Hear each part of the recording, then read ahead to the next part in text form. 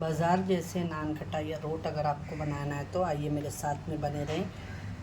मेरे चैनल पर नए हैं तो बेल आइकन दबा के चैनल को सब्सक्राइब करें। आइए देख लेते हैं इसकी रेसिपी। अच्छी लगे तो लाइक करना ना भूलें। अस्सलाम वालेकुम, कैसे हैं आप लोग? जहाँ भी खुश आबाद अल्लाह के हिफ्ज़-ओ-मान में अल्लाह ताला आप सबको सेहत आफ़ियत तंदुरुस्ती के साथ में रखे। आमीन सुम्मा आमीन। बिस्मिल्लाहिर्रहमानिर्रहीम के साथ में चले आइए। मैं आज आपको बिना अवन के घर के अंदर बहुत ही अच्छे से रोट बोले, नान खटाई बोले, जो मुहर्रम के टाइम पे बनाई जाती है, तो वो बनाएंगे हम। तो आइए बनाना शुरू करते हैं। उसके लिए क्या लगता है देख लीजिएगा। तो यहाँ पे देखिए, पहले मैंने एक मिक्सर ली हूँ। मिक्सी जार के अंदर मैंने ये एक ही स्टील का मेरे पास में छोटा प्याला है, इसी का मैं सारा मेजरमेंट रखूँगी। ठीक है, तो यहाँ पे पूरा भर के नहीं ली हूँ मैंने, हाफ ली हूँ। वज़न में देखने जाए तो इसके अंदर 150 ग्राम ये शक्कर है। ठीक है, अब इसके अंदर इलायची ऐसी पीसी नहीं जाएगी, तो मैं इसके अंदर 7 से 8 इलायची डाल के इसका पाउडर बना लूँगी। इसका पाउडर बनाने के बाद में मैं फिर यही प्याली के अंदर रवा ले लूँगी। ठीक है,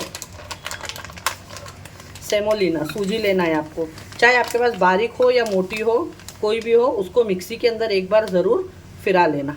ठीक है, देखिए ये एक प्याली मैंने रवा ले ली हूँ। ये दोनों को मैं ग्राइंड करके लाती हूँ मिक्सी के अंदर, फिर आपको बता। चले आइए झटपट से देखिए, अभी मैं सब पीस के लेके आ गई हूँ। यहाँ पे जो मैंने आपको शक्कर बताई थी इलायची के साथ में, ये भी पीस ली हूँ, और यहाँ पे रवा ये भी मैंने पीस ली हूँ। अब ये सूजी है, जो एक प्याला मैंने अभी आपके साथ में माप के ली हूँ, ये डाल देंगे हम इसके अंदर। और इसी के साथ में यही प्याली से मैदा भी ले लूँगी।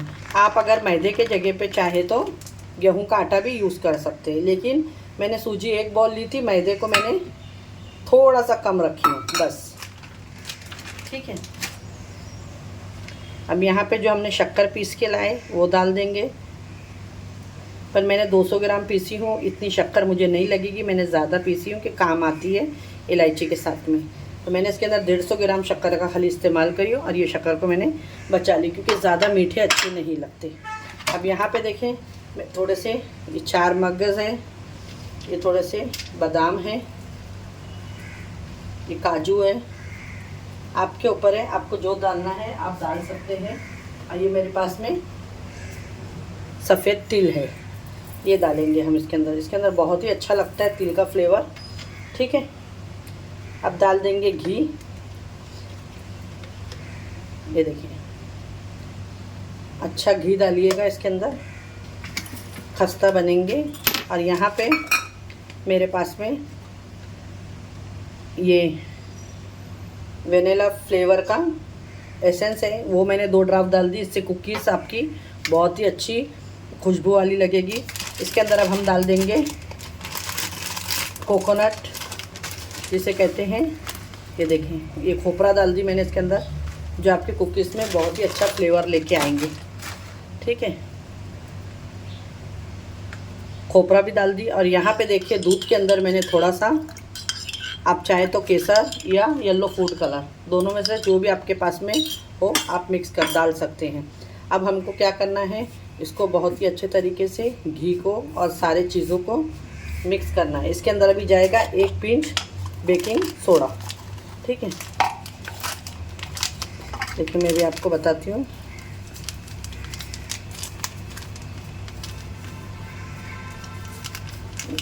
ये देखिए आप लोग मेरे हथेली में देख रहे हैं बस। और बेकिंग पाउडर हो तो आप वो भी इस्तेमाल करिएगा, और अंडा डालना चाहे तो डाल सकते हैं, मैं बिना अंडे का बना रही हूँ। ठीक है,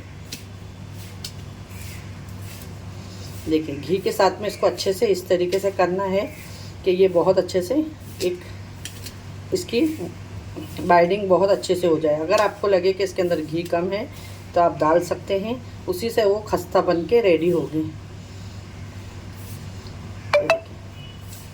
माशाल्लाह, अब मुझे लग रहा है कि घी थोड़ा सा आधा चम्मच हम और डाल देंगे, ये देखिए। और घी का इस्तेमाल करें इसके अंदर। और विदाउट ओवन हम ये बनाएंगे पैन के अंदर। देखिए हम आटे को हल्का हल्का सा दूध डाल के गूंद लेंगे। ये आधा कप ली हूँ दूध में,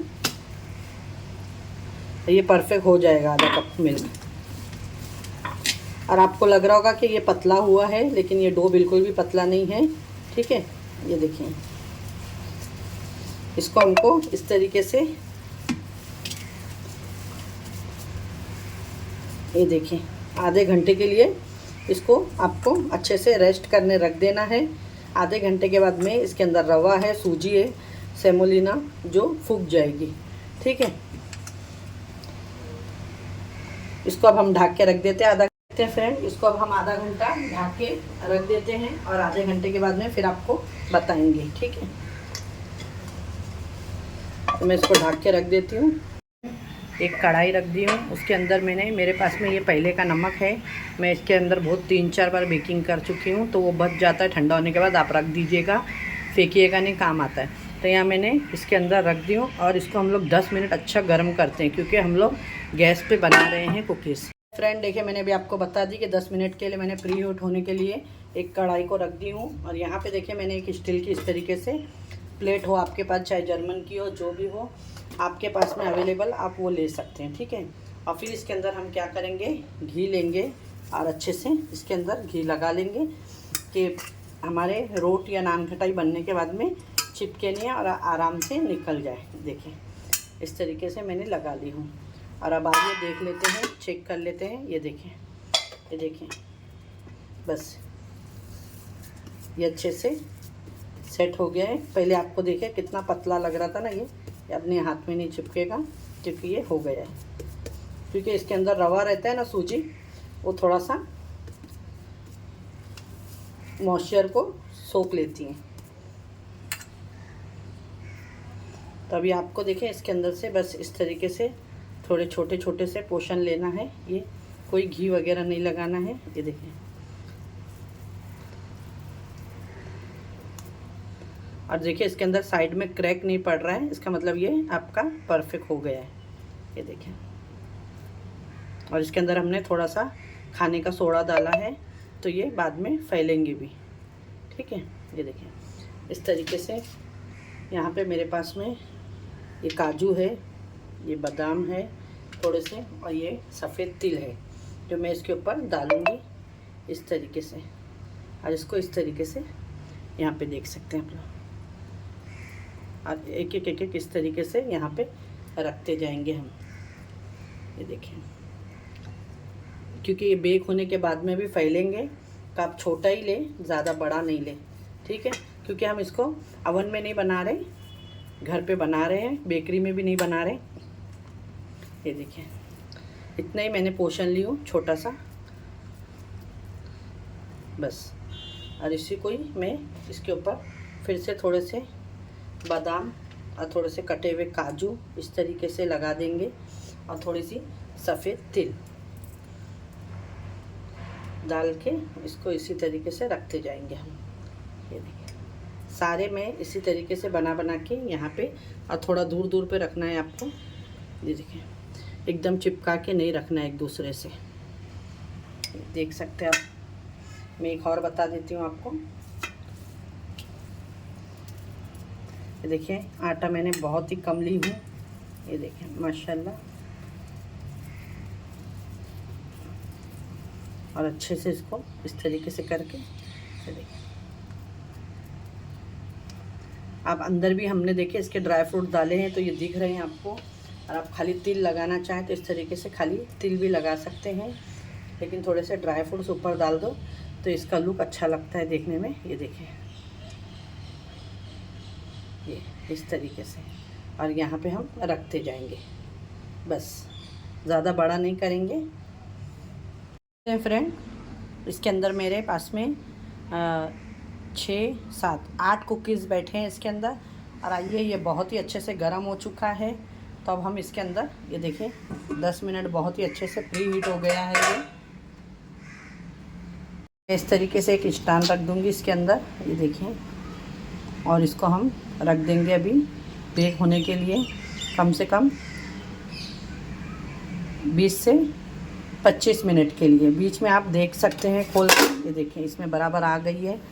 और इसको मैं अब ढक के रख देती हूँ। और इस तरीके से ढकिएगा कि बाहर से इसकी एयर बिल्कुल भी ना निकले। अब 20 मिनट के बाद में हम इसको वापस चेक करते हैं। बेक करने के लिए रख चुकी हूँ। ये दूसरा वाला भी जो मैंने बना चुकी हूँ फ्रेंड, उसको भी हम एक अलग बर्तन में इस तरीके से करके रख देंगे। आप थोड़े थोड़े दूर पे गैप करके रखें। ये देखें कि ये आपस में एक दूसरे से चिटके नहीं, बस। ये देखिए माशाल्लाह। ये देखिए जब वो हो जाएंगे तो फिर हम ये रख देंगे। 20 मिनट का टाइमर लगाई मैंने, बीच में बिल्कुल भी इसको हटाई नहीं हूँ। ये देखिए माशाल्लाह माशाल्लाह माशाल्लाह, बहुत ही खूबसूरत से नीचे भी इसके कलर आ गया है। अब इसको हम निकाल लेते हैं और इसको आपको बिल्कुल भी टच नहीं करना है, ठीक है, जब तक का ये पूरा ठंडा हो जाए, क्योंकि इसके अंदर घी दूध वगैरह रहता है तो ये बहुत सॉफ्ट रहते हैं। आधा घंटा आप इसको रूम टेम्परेचर पे छोड़ देंगे तो ये अपने आप क्रिस्पी हो जाएंगे। और जब तक हम दूसरी जो प्लेट में रखे हैं वो इसको बेक करने के लिए यहाँ पे रख देते हैं। इसको मैं निकाल लेती हूँ। सकते हैं माशाल्लाह माशाल्लाह, बिना ओवन के बहुत ही अच्छे बेक हो गए हैं। नीचे भी इसके बहुत ही अच्छा कलर आया है और प्लेट ऐसा भी ऑलरेडी गर्म है। जो भी बाकी के रहेंगे ये अपने आप अंदर हो जाएंगे, ठीक है। तो देखिए मैं इसको हटा देती हूँ, यहाँ रख देती हूँ। और जहाँ पे अभी हमने आपको दूसरे बताए कि हमको बना चुके हैं, तो वो भी मैं अब इसके अंदर बेक, मैंने जो बना डाली हूँ वो भी मैंने इसके अंदर रख दी हूँ। अब इसको भी मैं बिल्कुल भी टच नहीं करूँगी और 20 मिनट के लिए छोड़ दूँगी। 20 मिनट तक का बिल्कुल भी आपको टच नहीं करना है, ठीक है। ये देखिए थोड़ा गैप बना के रखें कि आपस में एक दूसरे से चिपके नहीं, माशाल्लाह। अब 20 मिनट के बाद फिर मिलते हैं। आज की हमारी रेसिपी बन के रेडी हो गई और बहुत ही ज़बरदस्त बन के रेडी हुई है। देखिए बहुत ही अंदर से खस्ता और ज़बरदस्त बन के, और एकदम इसके ऊपर कलर भी बहुत ही अच्छे से आ चुका है। ये देखें आप लोग, ये देखें